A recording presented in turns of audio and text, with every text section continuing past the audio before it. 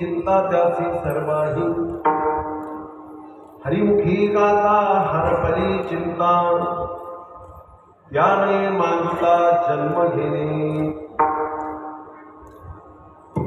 नको खेद करू कोणत्या गोष्टीचा पती लक्ष्मीचा जाणत असे सकळ जीवांचा करीतो संभाळ तुझ मोकलेला ऐसे नाही जैशी स्थिती आहे तैशा परी राही कौतुक तो पाही संचिताचे एका जनार्दनी भोग प्रारब्धाचा हरी कृपे त्याचा नाश झाला हरिमुखी गाता हरपली चिंता हरिमुखी गाता हरपली चिंता त्या नाही मागुता जन्म घेणे विठ्ठल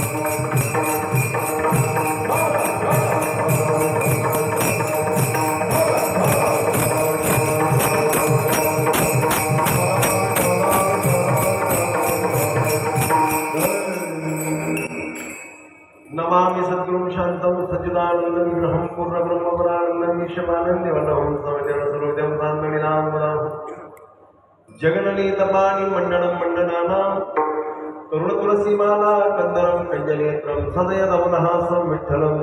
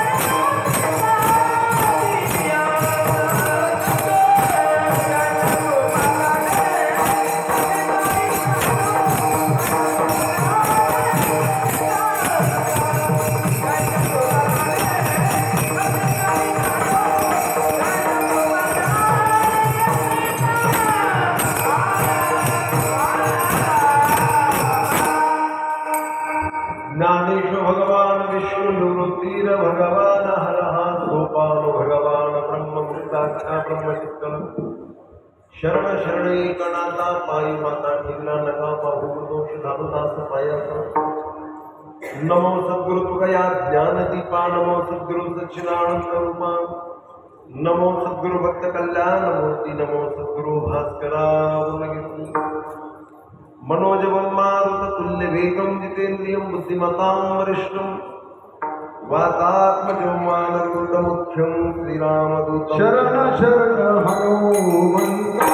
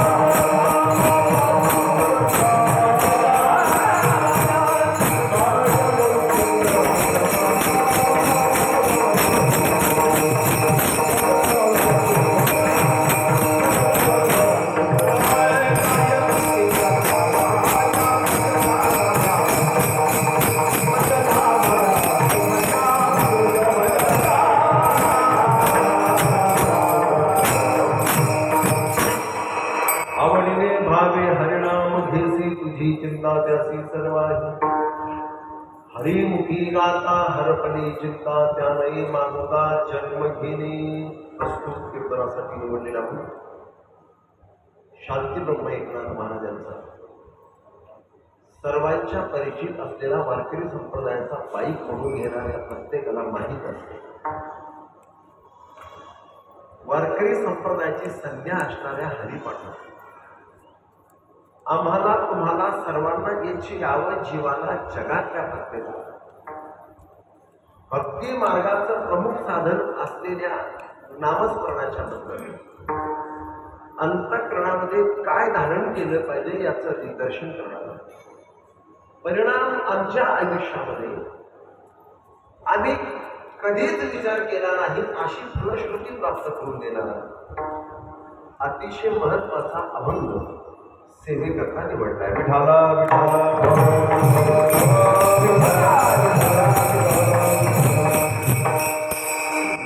15 वर्षापासून चालत असलेला हा अखंड हरिनाम होता. ब्रह्मचित कन्या ज्ञानोबरांच्या अंतःकरणातून प्रस्तुत झालेली ज्ञानेश्वरी भावार्थ देखील या ज्ञानेश्वरीच्या जयंतीचं निमित्त जन्माचं निमित्त औचित्य साधून 15 वर्षापूर्वी प्रारंभ झालेला अखंड हरिनाम होता. अतिशय भक्तिभावाने या ठिकाणी आज प्रारंभ झालेला आहे आणि पहिल्या दिवसाचं हे कीर्तन पुष्प नियोजनामध्ये बदल करून मी माझ्याकडे घेतलं आणि शांती ब्रह्म एकनाथ महाराजांची सेवा करण्यासाठी मी या ठिकाणी उभारलो.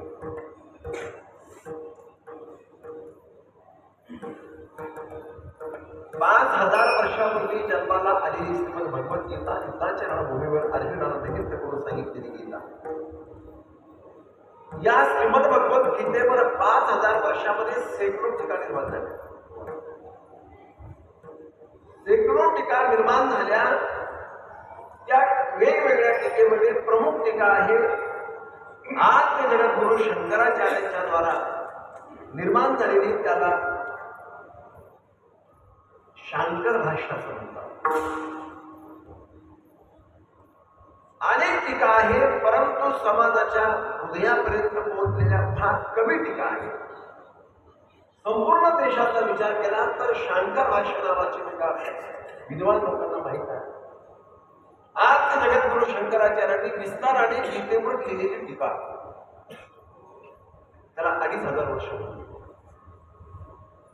परंतु ती टीका सुद्धा विद्वानांच्या पर्यंत मर्यादित आहे. 725 वर्षापूर्वी ज्ञानेश्वरी नावाची टीका, ज्ञानेश्वरी नावाचा ग्रंथ निर्माण झाला. तो आज महाराष्ट्राच्या बाहेर देशाच्या कानात वेगवेगळ्या भाषेमध्ये लिहिला गेला. महाराष्ट्राच्या मातीमध्ये असा माणूस नाही ज्याला ज्ञानेश्वरी माहित नाही. महाराष्ट्राच्या मातीमध्ये असा माणूस नाही ज्याला ज्ञानोबराय माहित नाही. महाराष्ट्राच्या मातीमध्ये ज्ञानेश्वरीचा वाचक नाही असं उदाहरण नाही. एवढी जनमानसाच्या हृदयापर्यंत जाऊन पोहोचलेली टीका, त्याचं नाव आहे ज्ञानेश्वरी. म्हणून तुम्ही कल्पना करा, जे 5000 वर्षापूर्वी 700 श्लोकामध्ये गीतेमध्ये आलेलं आहे, शांकर भाष्यामध्ये विस्ताराने लिहिलं गेलं. पण जे गीतेमध्ये विस्ताराने लिहिलं, जे शांकर भाष्यामध्ये विस्ताराने लिहिलं, त्याच्यात जो विस्तार करायचा राहून गेला तो माझ्या ज्ञानोबरांनी पूर्ण केला. म्हणून ज्ञानेश्वरीवर प्रेम करणाऱ्याची संख्या अधिक आहे. आणि एक दुसरा मुद्दा लक्षात घ्यायचा, ज्ञानेश्वरीचे शब्द हे शब्द नाही.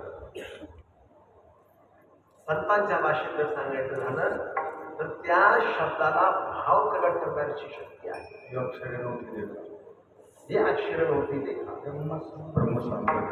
किंवा एक अजून एक प्रमाण आहे, भाव अक्षराच्या गाठी ब्रह्मज्ञानाने गोमटी. ज्ञानेश्वरीमध्ये काय काय आहे तर प्रत्येक शब्दामध्ये भाव आहे, प्रत्येक शब्दामध्ये ज्ञान आहे आणि प्रत्येक शब्दामध्ये ब्रह्म साक्षात्कार करून देण्याची शक्ती आहे. म्हणून कर्म, उपासना, ज्ञान, जसं श्रीमद भगवद्गीतेमध्ये 3 विषय आहेत, हे 3 विषय विस्ताराने ज्ञानोबरांनी ज्ञानेश्वरीमध्ये दिले आहेत. म्हणून ज्ञानोबरांच्या ज्ञानेश्वरीचं अंतःकरणापर्यंत लोकांच्या पोहोचण्याचं हे एक विशेष माध्यम म्हणून असते. किती विशेष गोष्ट आहे आपल्याकडे. आपल्याकडे ग्रंथाची जयंती साजरी होते, आपल्याकडे गीता जयंती पण होते. गीता जयंती म्हणजे आपल्या संप्रदायामध्ये संतांनी केलेल्या अलौकिक कार्याचा गौरव करण्याची परंपरा आहे, एवढं नाही. किंवा संतांच्याच कार्याचा गौरव करण्याची परंपरा आहे, एवढं नाही. संतांनी लिहिलेल्या प्रत्येक ग्रंथाचाही गौरव तेवढाच होत आहे. म्हणून भागवताची ही जयंती आहे, गीतेची ही जयंती आहे, ज्ञानेश्वरीची जयंती आहे. आणि विशेष गोष्ट अजून आहे, अध्यात्मशास्त्रामध्ये प्रवेश करण्यासाठी वेदांत शास्त्रामध्ये लघु आणि बृहत प्रस्थानत्रय आहे. कदाचित तुम्हाला माहित नसेल, लघु प्रस्थानत्रयामध्ये येते श्रीमद भगवद्गीता, उपनिषद आणि ब्रह्मसूत्र. बृहत प्रस्थानत्रयामध्ये ते अद्वैत, खंडन खंड आणि चिंतन, हे झाले वेदांताचे प्रस्थानत्रय. पण वारकरी संप्रदायाचे प्रस्थानत्रय काय आहे तर वारकरी संप्रदायाचे प्रस्थानत्रय आहे ज्ञानेश्वरी, गाथा आणि नाथ महाराजांच्या द्वारा लिखित असणारं भागवत. विठाला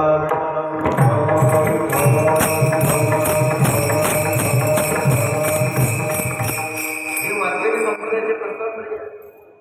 या 3 ग्रंथांनी वारकरी संप्रदायात प्रवेश होतो. प्रस्थानत्रय म्हणजे काय, त्या संप्रदायामध्ये, त्या तत्वज्ञानामध्ये प्रवेश करण्याचा मार्ग.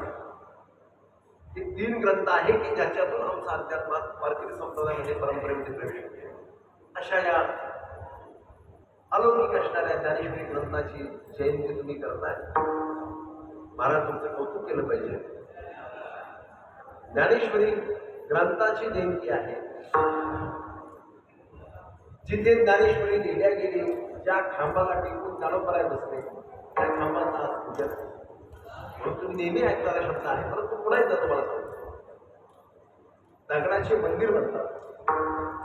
पण दगडासाठी मंदिर कुठं असेल तर ते ज्ञानेश्वरी जिथे लिहिले आहे ते मंदिर आहे. तुम्हाला सर्वांना परिचित आहे, तुम्ही त्याच भागातून आलेले आहात. अशा अलौकिक वेगवेगळ्या प्रकारचे जरी आपण विचार केले तरी या सगळ्या गोष्टी लक्षात येतात. म्हणून वारकरी संप्रदाय विशेष आहे. हे नेहमी तुम्ही आम्ही सगळं ऐकतो. का विशेष आहे तर त्याचे असे वेगवेगळे विशेष पैलू आहेत.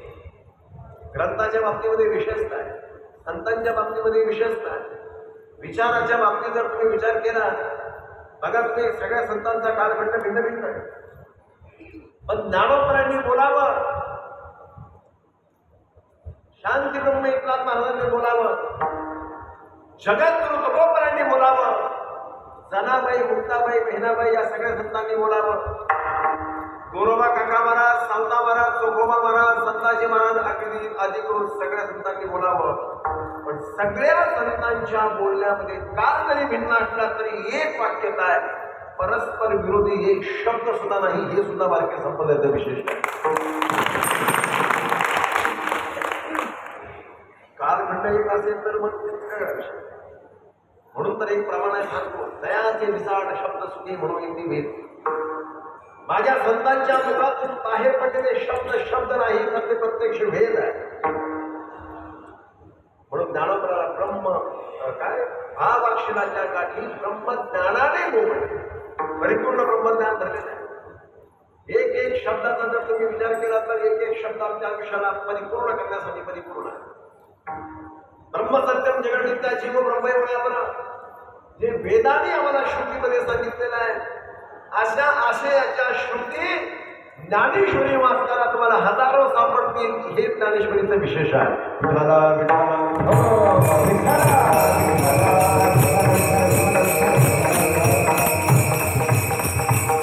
अशा प्रकारचा हा उत्सव शांती ब्रह्म एकनाथ महाराजांच्या पवित्र सानिध्यामध्ये होतो. ही विशेष आहे. ज्ञानेश्वरीच मुळामध्ये आमच्या एकनाथ महाराजांनी समाजापुढे आणली.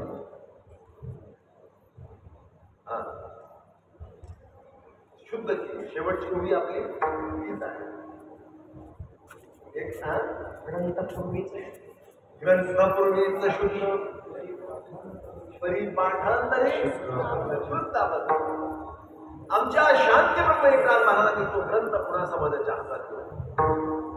अरे हा योग आहे, योग आहे, नुसता योग नाही, योगायोग आहे. त्याच ग्रंथाची जयंती महाराजांच्या समोर झाली. हा नुसता योग नाही, योग आहे. तुम्हाला निमित्त बनवलं. खरं तर ही नाथ बाबांची इच्छा आहे. आणि चांगलं काम ज्या वेळेला होत असतं त्यावेळेला ती संतांची देवाची इच्छा असते. तुम्हाला आम्हाला सगळ्यांना निमित्त बनवतो. त्याशिवाय या गोष्टी घडत नसतात. म्हणून ज्ञानेश्वरीच्या जयंतीच्या निमित्ताने ही कीर्तन आहे. बस विस्तारच आपण करत गेलो की यावर कीर्तन संपून जाईल. अभंगाचं चिंतन करायचं आहे. पहिला दिवस आहे, मर्यादित वेळेमध्ये संपवायचं आहे.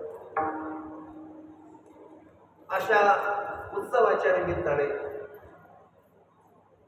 शांती ब्रह्म एकनाथ महाराजांचा अभंग सेवेकरता येतो. पहिल्या दिवसाच्या कीर्तनकारासाठी काही विशेष संप्रदायांनी घालून दिलेले आहेत.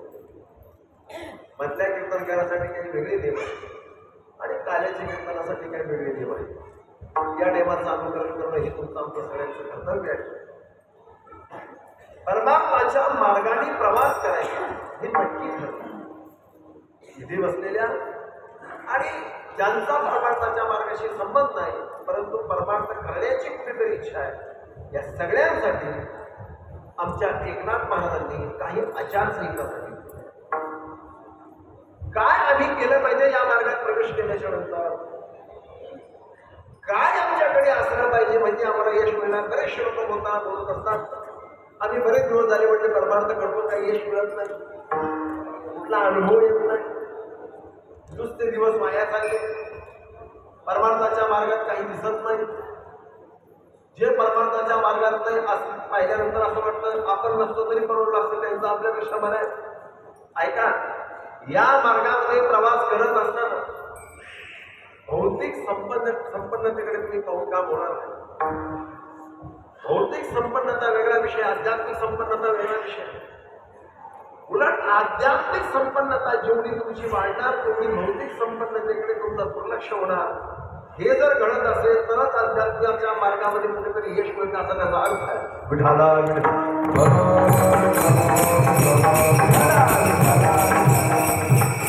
भौतिक संपन्नतेच्या नजरेतून आध्यात्मिक संपन्नतेकडे पाहिजे नसतं.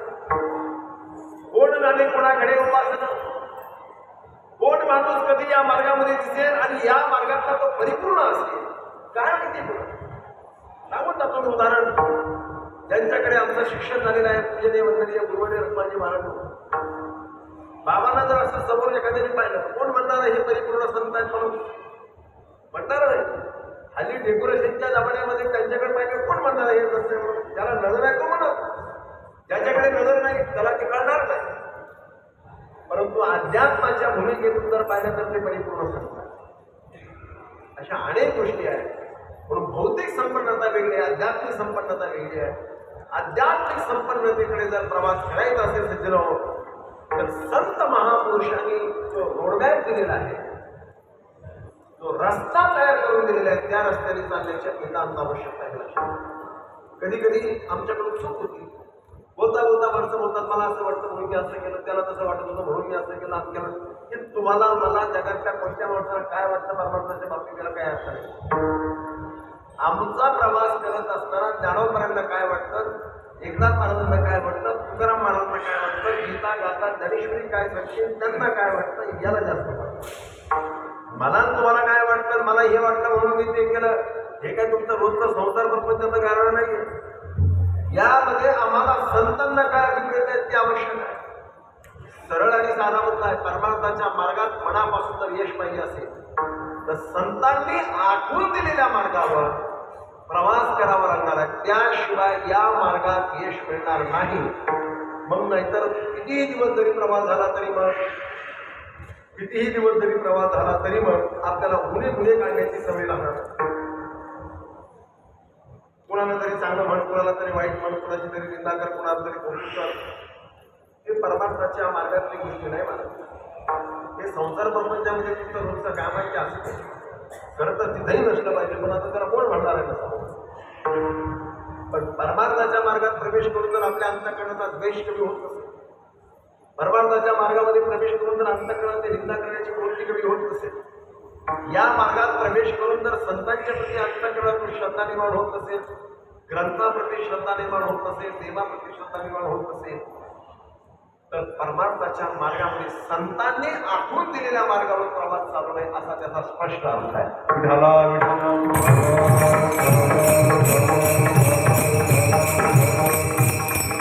म्हणून संत आणि संतांचा मार्ग सहजासहजी कळत नाही, त्याच्यासाठी विवेक असावा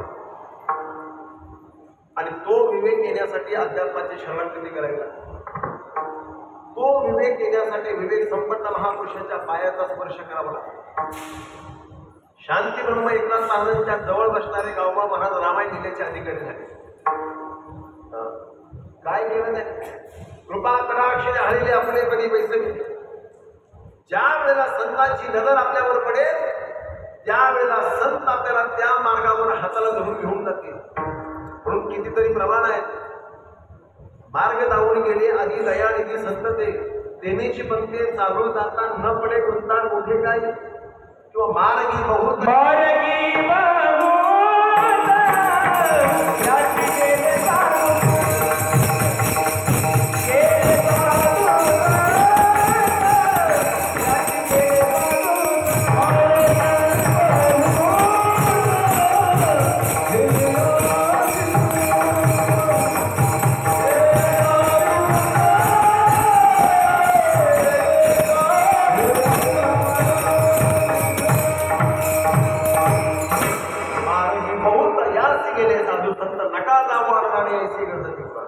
संतांनी दिलेल्या मार्गावर मार्गक्रमणा केल्यानंतर रस्ता भरकडतो. साध्या वाक्यात म्हणू का, परमार्थाचा मार्ग धरलाय पण निंदा करण्याचा विचार सतत डोक्यात आहे, समजा मग रस्ता चुकलाय. परमार्थाच्या मार्गावर आहे द्वेष करतोय, रस्ता चुकलाय. परमार्थाच्या मार्गावर आहे अंतःकरणामध्ये विकार आहे, रस्ता चुकलाय. परमार्थाच्या मार्गावर आहे पण कुठेतरी तो मार्ग अंतःकरणापासून भावत नाहीये, रस्ता चुकला.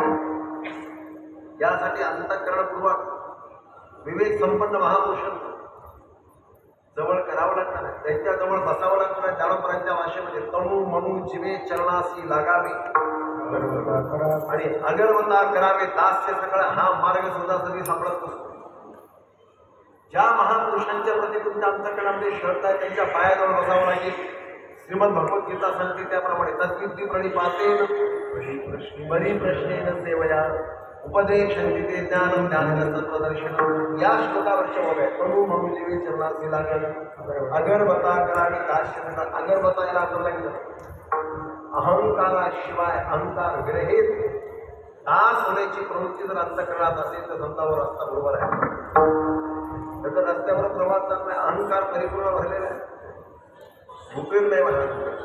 म्हणूनच अशा लोकांना पाहिल्यानंतर मग जे लोक या मार्गातले ते घडत असतात त्यांच्यात तुमच्यापेक्षा आम्ही बरे म्हणते तर मग आपल्याला तुमच्यापेक्षा आणि का म्हटलं जातं त्याचं कारण या मार्गामध्ये प्रवेश करत असताना या सगळ्या अंतःकरणातले बदल घडले. हे बदल जोपर्यंत घडत नाही, अंतःकरणामध्ये अशा प्रकारचा विचार जोपर्यंत जन्माला येत नाही, तोपर्यंत संतांनी दाखवलेला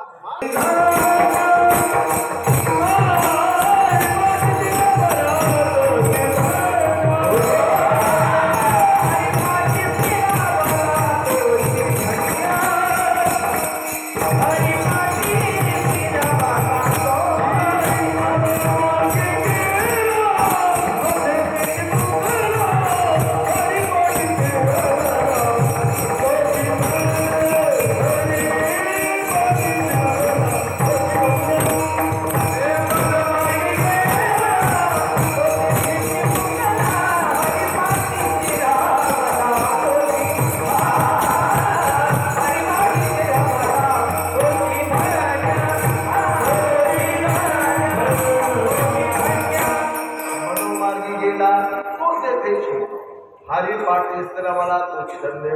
जो हरिपाठामध्ये स्थिरावला, जो साधनेमध्ये स्थिरावला तो धन्य. आपल्या मनाने नाही जमणार. मी कशासाठी सांगतोय? परमात्माच्या मार्गामध्ये मार्ग क्रमण्यासाठी नियम धर्म ठरलेले आहे. आपल्या मनाचं शांतपणे करायचं.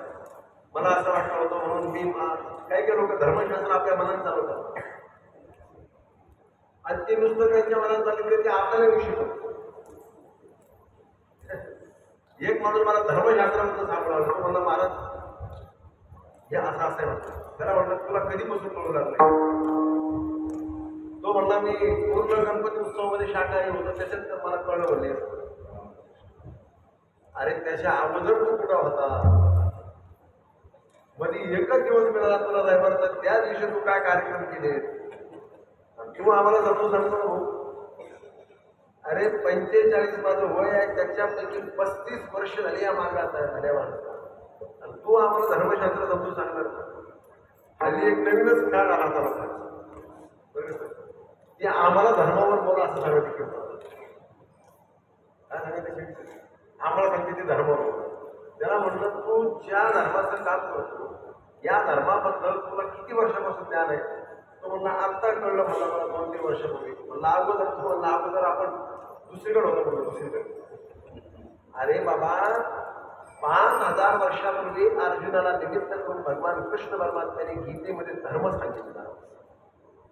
त्या धर्माचा 35 वर्षापासून आम्ही अभ्यास करतो. माझ्या माणसाला आमचा रोजचा जीवनाचा भाग धर्म आहे. आम्ही खातो धर्म, आम्ही राहतो धर्मात, आमचं जीवन धर्मात आहे, जन्म झाला धर्मात आणि मरणार मी धर्मात. तो आगमतूक पाहुणा आहे याच्यातला. तू आम्हाला सांगतो का धर्म काय आहे म्हणून? हे आपल्या मनाने चालला. याच्यासाठी एक रोडमॅप ठरलेला आहे, रस्ता तयार झालेला आहे. संत महापुरुषांनी हा मार्ग तयार करून ठेवलेला आहे. आणि आनंद वाटतो मला सांगायला आपल्याला, वारकरी संप्रदायामध्ये रस्ते तयार आहेत, फक्त चालायचं आहे, डोकं लावायचं नाही. या मार्गावर प्रवास करत असताना संत महापुरुषांनी आखून दिलेला मार्ग आपल्यासाठी सर्वोत्तम आहे. शिल्लक डोकं लढवायचं नाही. आणि ज्यांनी ज्यांनी या मार्गात येऊन डोकं लढवलं ते या मार्गात टिकत. छोटंसं उदाहरण देतो तुम्हाला. आपल्या गोदावरीला काय समजा पूर आलेला आहे, समजा याला महापूर आला, 2,00,000 वेगाने पाणी वाहू लागलं असं समजून चला. हा वारकरी संप्रदायाचा वेग आहे. 2,00,000 वेगाने पाणी मारायला आपल्या गोदावरी पात्रातला वारकरी संप्रदाय आहे असं एकमेकांसाठी कल्पना करा. आणि एखादं ओढा आलं ते ओढत त्या गोदावरीला म्हणून लागलं, गोदावरी माझ्या तुम्हाला क्रॉस करून मला जायचंय, मला पलीकडे पण समुद्राला जायचंय. गोदावरी म्हणली हे बघ भाऊ तुला समुद्राला जायचंय तर मी अनेकांना आतापर्यंत घेऊन गेले, तुला काय प्रॉब्लेम आहे? तू माझ्या सहभागी उभी घेऊन जाते. ते जरा आभूषण होतं, आभूषण यंग्र. ते म्हणलं नाही नाही नाही मी माझ्या पद्धतीत जाणार आहे, पण तुमचा हा प्रवाह क्रॉस करून पलीकडे जाणार आहे, मग प्रवास सुरू करणार. आता मला सांगा वडे ते काय म्हणजे त्याला ते वड्याने किती ठरवलं तर गोदावरीचा प्रवास क्रॉस करायचा, पलीकडे जायचं, मग समुद्राला जायचं शक्य होईल नव्हतं ना. मग त्यांनी जसे असं ते गोदावरीत जायचा प्रयत्न केला, फक्त गोदावरीने 11 रूप धारण केलं. दुसऱ्या दिवशी पाहिलं ओढत दिसायला तयार. वारकरी संप्रदाय असा आहे, या मार्गामध्ये 1% सुद्धा मायनस पॉइंट सुद्धा कुठलाही बदल नाही आहे. जिथे बदल करायचा नसतो आहे त्या प्रवासामध्ये सहभागी व्हायचं असतं. त्याला विषय निघाला भरपूर नको. 5000 वर्षापूर्वी गीता जन्माला आली, काही बदल घडले का 5000 वर्षामध्ये? कोणी करण्याची हिंमत केली? गीतेमध्ये काही बदल झाला? माझ्यासमोर आता इथे आमची भागवताचार्य बसले, मला सांगा महाराज, 5000 वर्षापूर्वी राजा परीक्षेला निमित्त करून सांगितलेलं श्रीमद भागवत 5000 वर्षात शब्द तरी बदलावं लागला का? सगळ्या गोष्टी बदलाव्या लागतात, अपडेट कराव्या लागतात, पण आमच्या संतांचे कोणतेच विचार अपडेट करावे लागत नाही. ते सत्य आहे, नित्य नूतन आहे. 5000 वर्षांपूर्वी गीता निर्माण झाली, ती नित्य नूतन आहे. त्याच्यात एक शब्द सुद्धा बदल करावा लागला नाही. ज्ञानेश्वरीमध्ये एक शब्द सुद्धा कधी बदल करावा लागत नाही. भागवतामध्ये एक शब्द सुद्धा बदल करावा लागत नाही. रामायणामध्ये एक शब्द सुद्धा बदल करावा लागत नाही. हे आहे तसं. हा, हे वाचल्याने अनेक जण बदलले, याच्यात बदल करण्याची गरज नाही. किती डोकं लावून एखादं पुस्तक लिहिलं, सर आमच्या समोर किती बसले, सर मला सांगा पाठ्यक्रमातले हे पुस्तक बदलावं लागतात की 2-4 वर्षानंतर एखादा लेखक समजा सरकारकडे गेला, तो म्हणला मी तुम्हाला धडा देतो पण हा बदलायचा सरकार एकमेकांना झाला नाही, तिथं बदलावंच लागतं. व्यवहारामध्ये रोज बदल आहे, पण अध्यात्माच्या शब्दात सुद्धा बदल नाही. लक्षात नित्य नूतन आहे, म्हणून हा प्रवाह अखंडित आहे.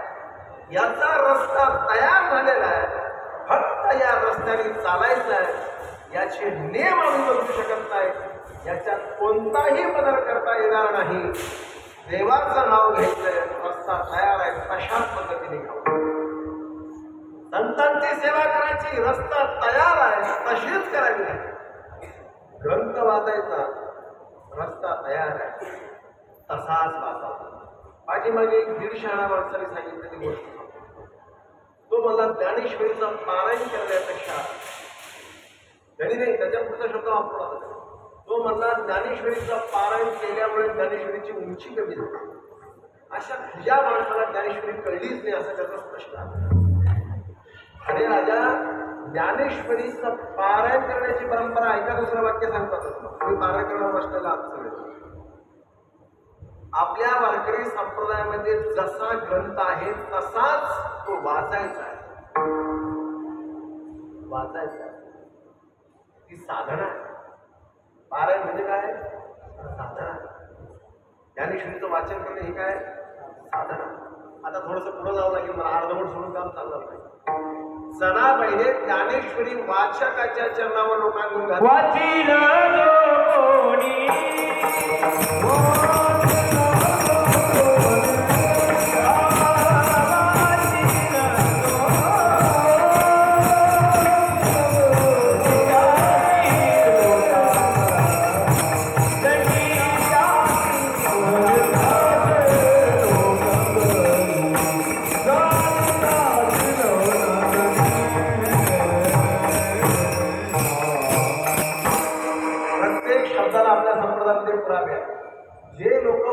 वाचत नाही, ज्यांना पुरावे कळत नाही, ते असे वेगवेगळे दहा चुकीचे करत असतात.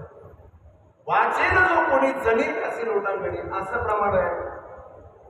ज्ञानेश्वरी ज्याला कळली त्याच्या चरणावर जाणार म्हणतात ते लोटांगण घालणार आहे. वाचेल म्हणजे पारायणाला महत्व आहे की नाही? अहो, ज्ञानेश्वरीचा पारायण म्हणजे अनुष्ठान आहे. अनुष्ठान आहे. ज्ञान होय पुन्हा मूर्ख त्या दगडात. अजून एक प्रमाण सांगतो आपल्याला, नाथबाबांचा आवाज आहे. नाथबाबांचाच आहे ना, भाव धरोनिया भाव धरोनिया सांगे ज्ञानेश्वरी नाही, वाची ज्ञानेश्वरी. जणी त्याची लोटांगणी कोणाच्या वाचेल जो कोणी. तुम्ही ज्ञानेश्वरीचं पारायण वाचता आणि कोणीतरी आमच्यासारख्याने यायचं सांगायचं, अरे काय पारायण करता, त्याचं हे करा, आमचं. अरे बाबा नाही राजा भाऊ, इथे बुद्धीला जास्त महत्व नाही आहे संप्रदायामध्ये. तिथं अंतःकरणाला महत्व आहे. हा ठीक आहे, बुद्धिजीवी माणसाने ते करावं, तुमच्याकडे बुद्धी दिली देवानी, चांगली गोष्ट आहे. तुम्ही भाग्यवान समजा स्वतःला, पण मग जे वाचतात त्यांना तुम्ही मूर्खात नाही करू शकता. हे संप्रदायाचा रोड फिक्स आहे, ठरलेला आहे. हे पारायण आजकाल सुरू झालेलं नाहीये. पारायणाची परंपरा फार जुनी आहे. आपले हे सगळे वडील झाले माणसं पारायण करत गेले आहेत. आपल्यालाही ते करायचं, तुमच्या पिढीलाही सांगायचं आहे. आता मला सांगा, जर ज्ञानेश्वरी वाचकाला जनावरी लोकांकडे घातलं नसतं तर मग ज्ञानेश्वरीचा संशोधकाला लोकांकडे घालावं लागलं असतं. शब्द काय वाचेन जो कोणी मी माझ्या मनाचं बोलतो दाखवा मला एखादं असं प्रमाण संशोधन करणाऱ्याला ज्ञानोबाला म्हणतात किंवा अजून कुठले तरी संत म्हणतात आम्ही तुमच्या चरणावर लोकांकडे घालतो. मग याचा अर्थ तुम्ही संशोधन करू नका हे मला म्हणायचं नाही. अरे तुम्ही एवढे हुशार असाल ना, तुम्ही स्वतःला एवढे बुद्धिमान समजत असाल ना, तुम्ही अजून एक ग्रंथ लिहा ना. प्रॉब्लेम काय? अजून एक जशा गीतेवर हजारो शेकडो टीका लिहिल्या, अजून एक तुम्ही टीका लिहा, काय प्रॉब्लेम आहे? पण ज्ञानेश्वरी वाचन हे अनुष्ठान आहे. हे वारकरी संपदारी झालं. कीर्तनामध्ये उभं राहून भजन करणं हे आपलं अनुष्ठान आहे. कीर्तन करणं हे सुद्धा भक्ती ज्ञान आणि कर्माचं अनुष्ठान. हे सुद्धा आता हल्ली कीर्तनाचं बदललेलं आहे. कोणी म्हणतं कीर्तनामधून मनोरंजन करा, कोणी म्हणतं कीर्तनामधून प्रबोधन करा. अरे प्रबोधनाचा काय अर्थ आहे? प्रबोधन म्हणजे काय? कीर्तन हे परिवर्तनाचं साधन आहे. कीर्तन चांग होईल आहे. ब्रह्मीभूत काया होतसे. प्रबोधनाचा हे विषय नाही. प्रबोधन हा वरवरचा विषय. प्रबोधन केल्यानंतर माणसं त्याच्याकडे दुर्लक्ष करू शकतात. समजा एखाद्या व्यक्तीचं तुम्ही प्रबोधन केलं, मी तुम्हाला पटवून देतोय. समजा तुम्ही एखाद्या व्यक्तीचं प्रबोधन केलं, ज्याचं तुम्ही प्रबोधन केलं तो बदलू शकतो. पण एकदा कीर्तनाने जर परिवर्तन केलं तर परिवर्तन ज्याचं झालं तो कधीच बदलणार नाही. तो 100% या मार्गात आयुष्य राहणार. परिवर्तन झालं आणि कीर्तनाने केलं. पण कीर्तन वगैरे हे सगळे जे मुद्दे मी तुम्हाला सांगितले हे सगळे ठरलेले आहेत. हेच मला बोलायचं. असं कधी घडलं का सूट घालून माणूस आला आणि कीर्तन उभा राहिला? हा एक प्रश्न जरूर होऊ शकतो. सूट घालणारा इथं येऊन कीर्तन करू शकतो एवढे कपडे एवढं होऊ शकतो. पण याचं हे सरळ ठरलेलं आहे. फटका मारलाच पाहिजे. किती स्वतःला फार एखादा मनुष्य विचारते काय म्हणलं हे जुन्या लोकांना फेटा मारला तरी तुला पटत नसलं तर तिकडं दुसरीकडे तर पडत दुसरं नाही कर. पण हे करायचं म्हणजे असंच करावं लागतं. का सांगतो तुम्हाला? 2 लाख क्युसेक वेगाने पाणी वाहण्याचा हा प्रवाह फिक्स आहे. आपल्याला शक्य असेल तर त्याच्यात सहभागी व्हायचं, नसेल तर फक्त पाणी पाहण्याचा आनंद घ्यायचा. वारकरी संप्रदाय हा सामान्य नाही. एका शब्दात बोलतो. या संप्रदायाच्या जडणघडणीसाठी आमच्या संत महापुरुषांनी खस्ता खाल्लाय. तुमच्या परीचे शब्द सांगितलं. काय खाल्लाय? खस्ता. गावरान शब्द. आमच्या संत महापुरुषांनी या संप्रदायाच्या उभारणी करता आणि या संप्रदायाला टिकवण्याकरता काय केलंय? खस्ता खाल्लाय. याच्यात तुम्ही आणि मी जगातला कुठलाही व्यक्ती कुठलाही बदल करण्याचा विचार करत असेल तर ते होणार. कशामुळे सांगतोय? अभंगात प्रवेश करायचा, देवाचं नाव घ्यायचंय, त्याच्यासाठी रोडमॅप फिक्स आहे. ज्ञान मिळवायचं त्याच्यासाठी रस्ता तयार आहे. कसा ज्ञान मिळवायचं? चला अध्यात्मामध्ये सांगतो तुम्हाला ज्ञान कसं मिळायचं. ज्ञान मिळवण्याच्यासाठी काय करावं लागेल? वेदांताच्या परिभाषेमध्ये सांगायचं झालं, विवेक असावा लागेल, वैराग्य असावं लागेल, समाधी शक्य त्याच्याकडे असावं लागेल, मुमुक्षुत्व असावं लागेल, मग त्याला श्रवण करावं लागेल, मग त्याला मनन करावं लागेल, मग त्याचं निधिध्यासन होणार आहे, मग तत्त्वम पदार्थ शोधन, मग सद्गुरूच्या समोर त्याला बसावं लागणार आहे. तद्विधी प्रणिपातेन श्रद्धावान लभते ज्ञानम. सद्गुरूच्या प्रती श्रद्धा ठेवावी लागणार आहे. आणि मग सद्गुरूने सांगितल्यानंतर त्याला जीव आणि ब्रह्माचं ऐक्य म्हणजे जीव ब्रह्म ऐक्य ज्ञान होणार आहे. मग तो मोक्षापर्यंत जाऊन पोहोचणार आहे. कुणी म्हणलं याच्या शॉर्टकट मार्ग नाही का? असूच शकणार नाही. ऐका मी काय बोलतोय. हे बघा, कर्म करायचं गीतेने सांगितलं, कोणाला विचारून कर्म करा. मी तुम्हाला कर्म उपासना 3 विषयावर कर्म करायचं. हे तुम्ही आणि मी ठरवून कर्म होणार नाही. गीतेने स्पष्ट केलंय कर्म कसं करायचं. तस्मात् शास्त्र प्रमाणन्ते कार्याकार्य काय व्यवस्थित कार्याकार्याची व्यवस्था ही शास्त्राने करून दिली आहे. तिथं तुमचं माझं डोकं जाणार नाही. त्याला विषय निघाला म्हणून थोडंसं पूर्ण करू. तुम्हाला जास्त विस्ताराने सांगण्याची गरज पडणार. धर्मराजाने कोणाच्या सांगण्यावरून खोटं बोललो तुम्हाला सांगा. कोणाच्या सांगण्यावरून? भगवंताच्या. आता उगा माझ्या मनात आणि माझ्या डोक्यात एक विचार असा आला, देवाच्या सांगण्यावरून खोटं बोलणं असल्यामुळे धर्मराजाला त्रास व्हायला नाही असं मला वाटतं. तुम्हाला सांगितलं कोणी होतं खोटं बोलायचं? हा, देवाने. देवाने सांगितलं म्हटल्यानंतर थोडंफार कॉर्पोरेट ऍडजस्टमेंट, थोडीशी नियमामध्ये ढिलाई, थोड्याशा त्याला काय म्हणून आपण वशिला ऍडजस्टमेंट, काहीही घडलं नाही. अंगुष्ठ त्या कर्मासाठी म्हणजे कर्माचाही रस्ता तयार. कसं कर्म करायचं रस्ता तयार. डोकं नाही लढवायचं. मला असं वाटतं म्हणून मी तसं कर्म केलं हे शिल्लक भेजा लढवायचा नाही. इथं लिहिलेलं आहे असंच कर्म करावं लागेल. ज्ञानोबरांच्या भाषेत बोलतो, कार्याकार्य विवेकी शास्त्रेची करावी पारखी. शास्त्र म्हणेल ते सांगावे तर राज्य ही तुला मागा. इथं तुम्हाला काय वाटतं, मला काय वाटतं, याला कोणतीशी किंमत नाही. कर्म करण्यासाठी नियम ठरलेला आहे, त्याच नियमाने कर्म करावं. ज्ञान मिळवायचं आहे, त्याचा नियम ठरलेला आहे, त्याच नियमाने ज्ञान मिळणार. हे बघा, काय काय एका वाक्यात झालं, सद्गुरूकडे गेलं पाहिजे, सद्गुरूची सेवा केली पाहिजे, मग ज्ञान मिळणार. हा नियम देवाने सुद्धा पाळला की नाही? तुम्हाला इतिहास पुराण माहित आहे, देवाने पाळला की नाही? भगवान कृष्णाच्या बापाने सांदीपानी ऋषीला दम द्यायला पाहिजे होता असं मला वाटतं. काय करायला पाहिजे होतं? काय करावं? माणसाला दम द्यायला पाहिजे होता. दम आहे माझ्या पोराला ज्ञान घ्यायचं आहे. अरे भगवान कृष्ण परमात्मा संदीपानी महाराजांच्या आश्रमात जातात आणि ज्ञान मिळवतात. ज्ञान देण्याची परंपरा ठरलेली आहे. तिथं या सृष्टीच्या मालकाने गुरुगृह गये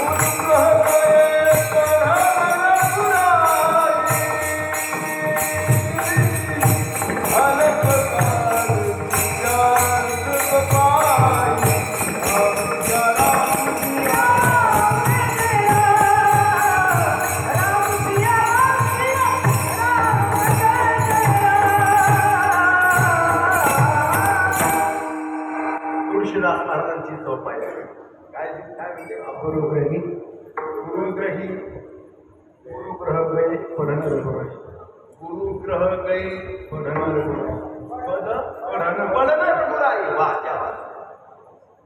गुरुग्रही गेले, गुरुला नाही केलं. तर आजच्या युगामध्ये जर हा प्रसंग असला तर दमदाटी करून हे गुरु सांग ज्ञान, मला ज्ञान सांगतो का नाही ज्ञान असं झालं. नाही नाही नाही नाही, ज्ञान मिळवण्याचा एक रस्ता तयार आहे सज्जनाव. त्याच रस्त्याने गेल्याने ज्ञान मिळाला. शिल्लक लोक लढवायचं नाही. किती सुंदर तुम्ही चौपाई सांगितलं.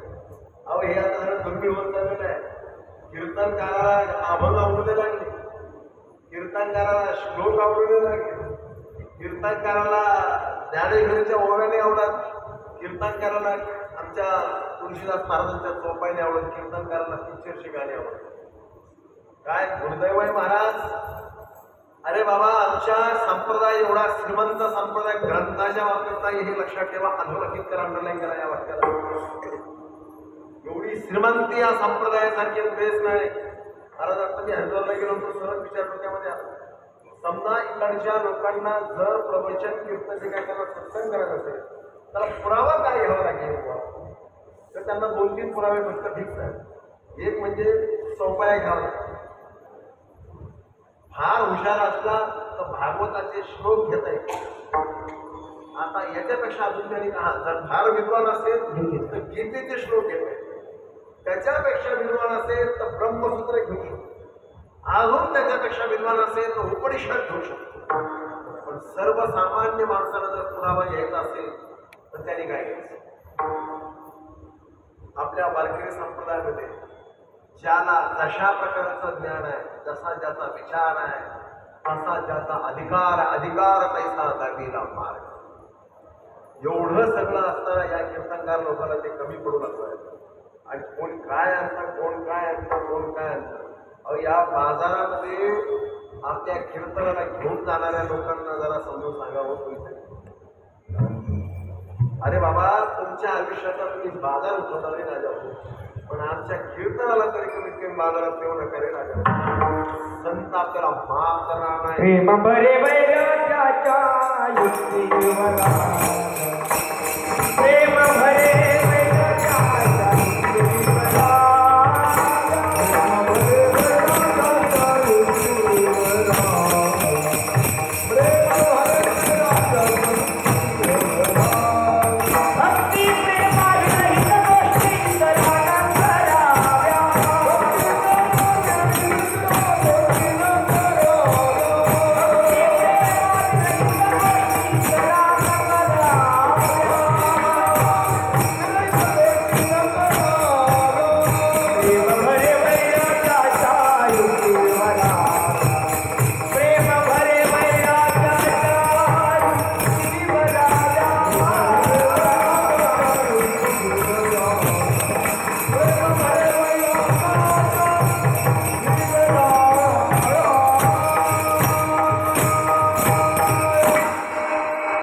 ज्ञानाच्या, वैराग्याच्या, या सगळे आपले हे तत्व आहे. दुसरा भाषेत सांगू का, हे अध्यात्माची मूल्य. हे बघा, हे अध्यात्माचे बेस आहे. याच्यावर अध्यात्माची इमारत उभी आहे. आणि याला जर कोणी फाटा देत असेल आणि लोकांना ते जर आवडत असेल तर मग समजावं आता कलियुगाने गती घेतली. ऐशी कीर्तन मर्यादा हे संतांच्या, ऐशी कीर्तन मर्यादा हे संतांच्या घरची. एक वाक्य अजून सांगतो. नारदाच्या गादीचा अपमान करणारी माणसं समाजात प्रतिष्ठित आहे. याचं कारण काय? कोणी याचा विचार केला की नाही माहिती पण मी केला. कारण हा कलियुग आहे. हा युगच त्यांचा. युग कोणाचा? हा त्यांचा. हा आपलाच चुकू लागलाय की आपण याच्यात, हे आपला दुर्दैव आहे. असं त्याचा अर्थ. युग कोणाचं आहे? आता प्रमाण देतो म्हणजे पटकन विषय मला पुढे जाता येईल.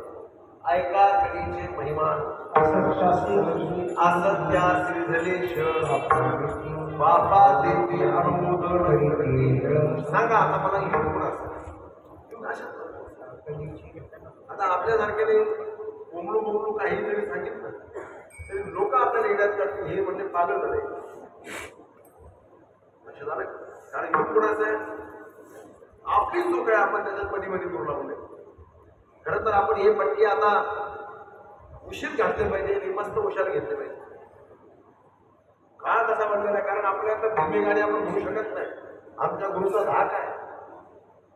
आमच्या गुरुला जरा कळलं आम्ही गाडी बिडी म्हणतो ते येऊन अजून काठी धावून घेतली आम्हाला. कारण आम्हाला ती मर्यादा आहे. आम्ही एका परंपरेने बांधले आहोत. स्वानंद सुखनिवासी सद्गुरू जोग महाराजांचं जर आपण नाव घेत असेल तर त्या परंपरा आमच्या पुढे तो रोडमॅप फिक्स झालेला आहे, रस्ता तयार झालेला आहे. त्याच्यात बदल करण्याची हिंमत आम्ही करू शकत नाही. मुद्दा आपला हात झालेला आहे. ज्ञान मिळणार. आपल्याकडे ग्रंथ संपदा प्रचंड आहे. हे मला सांगायचं.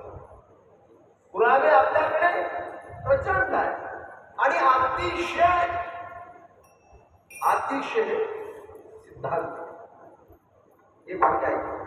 आपल्या संतांच्या पुराव्यामध्ये सगळ्या प्रकारचं दर्शन होतं. अशी कितीतरी अभंग आहेत की एक चरण जर आपण म्हणलो तर त्याच्यात कर्म उपासना ज्ञान घेतो एका चरणामध्ये. एवढं सगळं असताना कुठले तरी पुरावे आपल्याला घ्यायला लागते म्हणजे किती दुर्दैव आहे. त्याला विषय वाढत जाईल.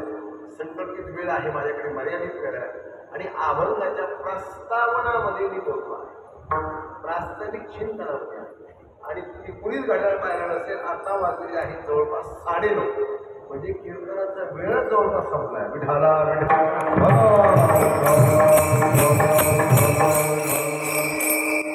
मी हे सांगतो आपल्याला कर्माचा एक निश्चित सिद्धांत म्हणजे प्रवास फिक्स आहे, रस्ता तयार आहे. आपण दुनिया निर्माण नाही करू शकत. जिथे कर्म कसं करायचं हा प्रश्न ज्या वेळेला देवाला पडला त्या वेळेला देवाने कोण कुणाकडे दाखवलं. तस्मात शास्त्रम प्रमाण कार्य उपासना कशी करायची हा प्रश्न ज्या वेळेला आमच्या संतांना पडला त्यावेळेला संतांनी त्यांचे उपासनेच्यासाठी ज्या ज्या गोष्टी स्पष्ट केलेल्या त्याच्याकडे लक्ष दिलं. कोण दाखवलं. ज्ञान कसं मिळवायचं आहे. वेदांत शास्त्रामध्ये अध्यात्मामध्ये ज्ञानाची जी एक ठरलेली जी संहिता आहे त्याच मार्गाने गेल्यावर ज्ञान मिळेल हे फिक्स सांगितलेलं आहे. आता आपल्या मनाचा शांतपणा करून जमेल का. आता या अभंगाकडे या. आता आपल्याला काय करायचं देवाचं नाव प्रस्तावना आपली हीच. काहीही करायचंय तर याचं ठरलेलं आहे तसंच करावं लागेल. त्याच्याशिवाय अनुभव येणार नाही हे मी सांगतो. सुरू झाले आता आपल्याला काय करायचंय देवाचं नाव घ्यायचं. आता आपल्या मनात येईल तसं घ्यायचं का. एकनाथ महाराजांना कसं अपेक्षित आहे तसं घ्यायचं. ज्ञानेश्वर महाराजांना कसं अपेक्षित आहे तसं घ्यायचं. तुकाराम महाराजांना कसं अपेक्षित आहे तसं घ्यायचं. आपल्या मनात आहे तसं घेऊन जमणार का. पण आपल्या मनात आहे तसं घेऊन जर आपण प्रयत्न केला तर त्याचा लाभ मिळणार आहे का. मिळू शकत नाही. कारण याचे हे सगळं आचारसंहिता ठरलेलं आहे. तुमच्या 1000 स्क्वेअर फीटच्या घरामध्ये आलेल्या पाहुण्याने कसं बसायचं हे जर तुम्ही फिक्स केलं आहे काय. समजा तुम्ही नवीन बंगला बांधला त्याच्यामध्ये तुम्ही सोफा टाकला. त्या सोफ्यावर आलेल्या माणसाने मांडी घालून बसायचं का पाय सोडून बसायचं याची व्यवस्था तुम्ही फिक्स केली का पाहुण्याने केली. तुम्ही कसं बसायचं म्हणजे सोफा कसा ठेवला मांडी घालून ठेवला का पाय टाकून ठेवला. आता याच्यात जर समजा आमच्यासारखा आडाणी माणूस गेला आणि केव्हा होता सोफा पाय सोडून बसायचा ना आम्ही घातली मांडी. आज तुमच्या मालकीचं लक्ष होतं अरे हे वेगवेगळं दिसतं याला कळत नाही. खाली आले सोफा 20,000 त्याच्यावरती गाडी जेव्हा खराब करून टाकलं रे जरा माणसाही म्हणजे. पुढच्या वेळेला पुन्हा आम्ही गेलो मावशीने घरातून ते चालू दिसतं म्हणजे ते पहिलं आपलं याला बाहेर बुजी टाकावं हे घरात बसायचं कामाचं. सिद्धांत कळणार ऐका ना. तुमच्या घरात कसं बसायचं हे जर तुम्ही फिक्स करून ठेवलंय तिथं देवाला प्राप्त करून घ्यायचं आहे. पण त्याच्यासाठी आम्ही त्याचं नाव कसं घेतलं म्हणजे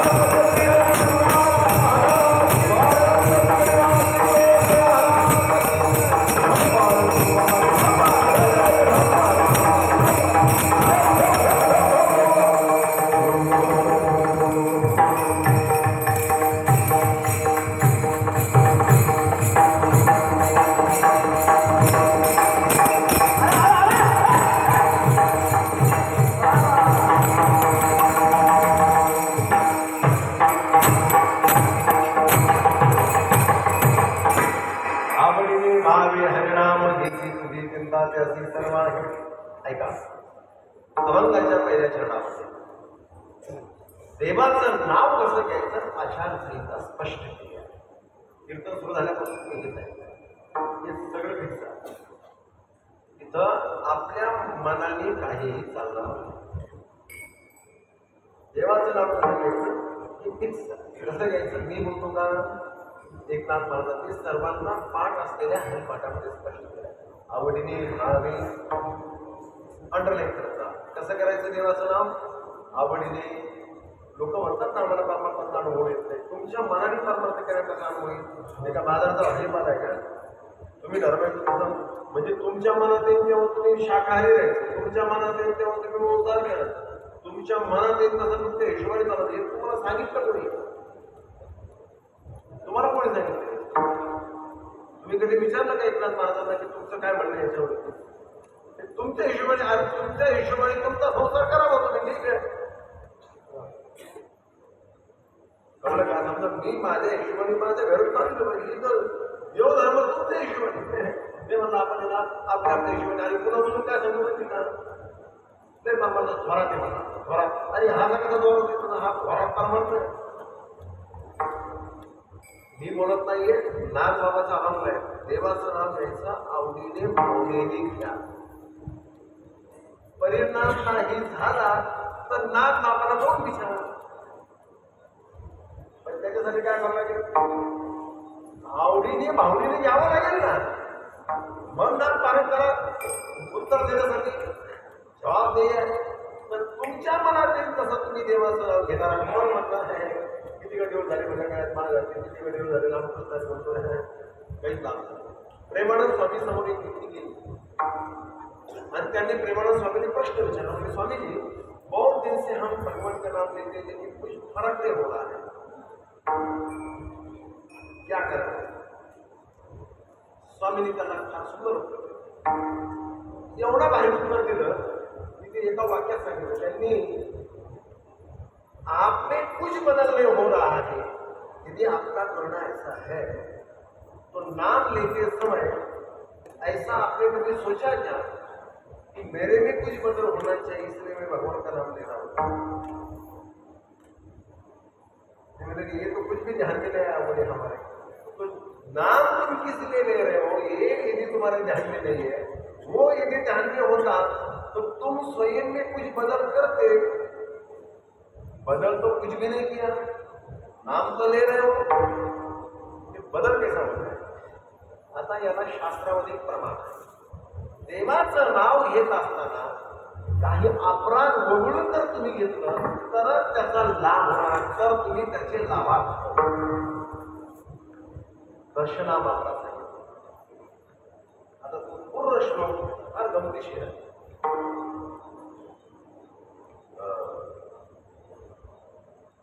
सुरुवात कशी आहे?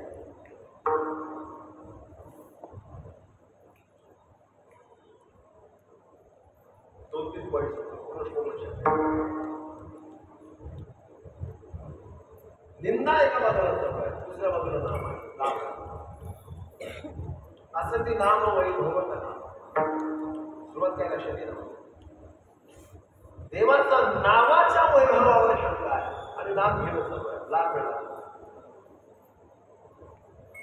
संनिंदा असती नाम वैभव कथा अशी त्याची सुरुवात आणि पुढे विस्ताराने 10 अपराध सांगितले. ते वगळून जर देवाचं नाव घेतलं तर लाभ 100%.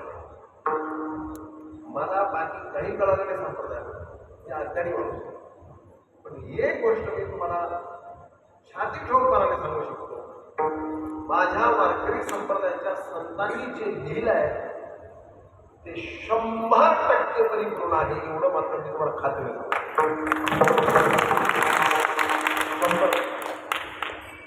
तुम्ही म्हणाल तुम्हाला काही अनुभव आला का त्याबद्दल मी खात्री नाही. पण आजपर्यंत याला अनुभव का मला पूर्ण खात्री आहे ज्या दिवशी मी शेवटचा श्वास या संप्रदायामध्ये घेईन त्या दिवशी एवढा तिचा होत अनुभव येईल. पूर्ण खात्री. माझ्या संतांच्या वचनावर माझा 100% विश्वास आहे की नाम हाती मोक्ष ऐसे सारखे होत. वेदांत शास्त्राचा जर तुम्ही काटेकोरपणाने अभ्यास केला तर हे सगळे शब्द तुम्हाला तशाच बसतात. का का आम्हाला नामस्मरणाने हे सगळं मिळणार? एका बाजूला उपनिषद वेगळं सांगतात, संतांची भाषा झाली. उपनिषदाचं एक सुंदर प्रमाण आहे. यदा आचरो वनाकाश यस्य विष्णती मानवाः तदा देवो अविज्ञाय दुःखशांत भविष्यति. एकोमशी सर्वभूतान्तरात्मा एकं रूपं बहुधा यत्करोति तस्मात् तत्त्वज्ञेन पश्यन्ति धीराः तेषां शाश्वतसुखं वैतरेषाम्. ही उपनिषदाची भाषा आहे. तरी सुद्धा माझ्या संतांच्या वचनावर एवढा विश्वास आहे. संत जर सांगत असतील मुखी नाम हाती मोक्ष आहे, तर मला खात्री आहे नाम धारक सुद्धा एक दिवस मोक्ष स्थितीला जाऊन प्राप्त होऊ शकतो. विठाला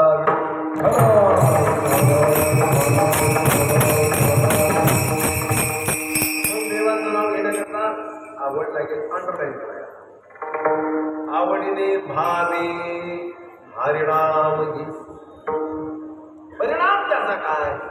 तुझी चिंता त्यासी सर्वाही. आता मला सांग, कोणाच्या डोक्यात असं असेल की देवाचं नाव आवडीने घेतलं, आवडीने घेतलं, देवाने चिंता केली, हे आम्हाला याच्यावर विश्वास बसत नाही. आता तुला विश्वास बसत नाही तर मी काय करू? आमच्या संतांचं समग्र जीवन पाहून घे. त्यांनी देवाचं नाव आवडीने आणि भावनेने घेतलं, त्यांची चिंता देवाने केली. किती पुरावे देऊ आपल्याला? इथून सुरुवात करू आपण नाथबाबांपासून. शांती ब्रह्म एकनाथ महाराजांच्या रावळामध्ये असलेला अज्ञानात मंदिरामध्ये असलेला पाण्याचा रंध्र हा भरला पाहिजे, ही चिंता एकनाथ महाराज करत असायचे का श्रीखंड्याच्या वेशात असलेले भगवान करत असायचे? तुझी चिंता त्याची. आता घर कामाची सुद्धा चिंता देवाने केली तर बाकी अवस्था प्राप्त व्हावी याची चिंता देव करणार नाही का? आता एक प्रसिद्ध आपण तुम्हाला सांगू शकतो, वेळ संपलाय माझा. द्वारकेची मूर्त एकनाथा घरी पाणी वाय हरी कावडीने. म्हणजे पाणी वाहण्याची चिंता देवानी करावी. श्रीखंड्या चंदन उगळवणी करी वस्त्रे गंगा भूतासे सेवेसी तत्पर ठाईची ठाई. आश्चर्य हे आहे, देवाची पूजा करायला नाथ महाराज बसायचे आणि देवपूजेचं साहित्य स्वतः देव पुरवायचे. निळा म्हणे देवला बीजांच्या घरी दत्त चोपदारी करीतसे. तुझी चिंता त्यासी सर्वाही अलंकापुरासी पांडुरंगा. समाधीस्थ गेले ज्ञान देवी गुरगोटी सोहळा सगळे संत. ज्ञानोबरांना समाधी करणे, समाधीला बसवण्याची चिंता ज्ञानोबरांनी केली. स्वतः भगवान परमात्मा दिल्याने देवी निवृत्ती आणि धरणी दोन्ही कर. आता पुढे ऐका ना. सोखोबा महाराजांच्या पत्नीच्या बाळणपणाची चिंता सोखोबा महाराजांनी केली का देवानी केली? तुझी चिंता त्यासी सर्वाही. जगद्गुरु तुकोबरांच्या जीवनाची चिंता तुकोबरांनी केली की देवानी? सगळं पाठायचं. तुझी चिंता त्यासी सर्व आहे. विष का प्याला राजाने भेजा पिबत पिबत निराहसिने भगवान नगर विराची. मीराबाईवर विषाचा परिणाम होणे ही चिंता मीराबाईला होती की देवाला? तुझी चिंता त्यासी सर्व आहे. गोरोबा काका महाराजांचा संसार पुन्हा स्थापित व्हावा ही चिंता कोणाला आहे? सावता महाराजांची चिंता देवाला आहे का सावता महाराज? अहो सगळ्या संतांचं जीवन तुम्ही बघा की कशाच्या द्वारा हे सगळं अधिकार स्त्रीला प्राप्त होत गेले? आवडीने भावे हरिनाम. तुझी चिंता त्यासी सर्व आहे. आता ही स्थिती प्राप्त होण्यासाठी सुरुवात कुठून करायची आहे? आवडीने भावे हरिनाम घेसी. आवडीने घ्या. कुणीतरी सांगितलं बरोबर घेऊ नका.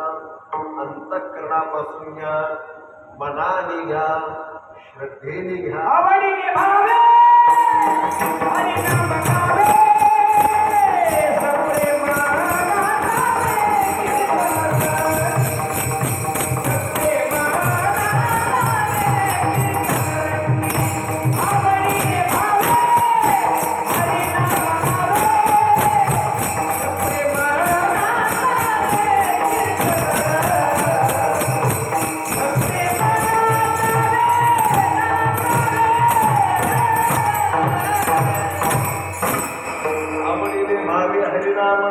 सप्रेम सप्रेम नाचावे कीर्तन रंगी सप्रेम नाचावे कीर्तन रंगी. आपल्या लोकांनी फक्त एवढं कीर्तन नाचावे. हे पहिलं घेतलं आवडीने भावे हरिनाम गावे. हल्ली तिथे नवीनच काय दिलंय. तुम्ही ना चांगले वापस करताना अनेक दिवसापासून वापरतो. हल्लीचे वापरकार म्हणजे गंमत नाही भारी. काही नाचिये उद्या मारिये. अरे काय कमाल आहे. अरे शुकाचार्य महाराज जर राजा परीक्षेला असं म्हणले असते काही नाशिक उड्या मारे. अरे बाबा तुम्हाला परीक्षेची भावना कसा बसला हेच माहित नाही भल्या माणसा. चालला तुमचा एकच रट्टा काही एक नाशिक उड्या मारी. हे गंमत म्हणजे आंधळ मिळतं कुत्रपीठ घालतो. काय कमाल आहे. गाई एक नाशिक उड्या मारी. अरे गाई एक नाशिक उड्या मारी. अरे राजा परीक्षेला महाराज तुम्ही सांगा बाबा तुमचं प्रोजेक्ट आहे वाटतं. ते राजा परीक्षेत कसा बसला होता आणि 7 दिवसात त्याला कसा मोक्ष मिळाला. तर त्याला हे माहिती तर राजे काही एक नाचे उड्यामध्ये परीक्षेचे राजा नांगण ठिकाण आहे. हे म्हणजे नांगण ठिकाण उलटा नागा आहे.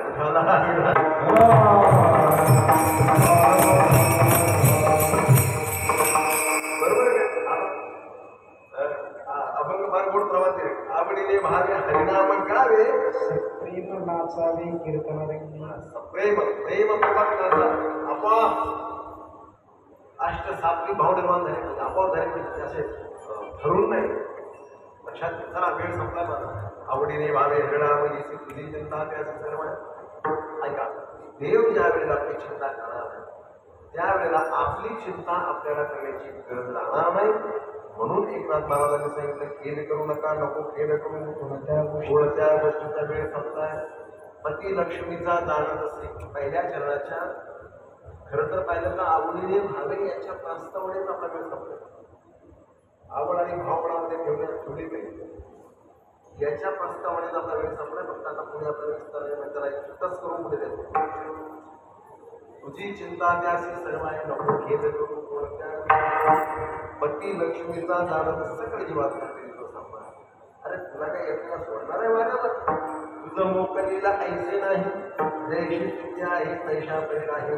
कौतुक नाही संचिताचे एका गाधी भोग प्रारब्धाचा हरी कृपे त्याचा नाश होणार. ती हरीची कृपा कशाने मिळणार आहे. आवडीने भावे हरिनाम घेसी तुझी चिंता त्यासी सर्व आहे. ज्ञानेश्वरा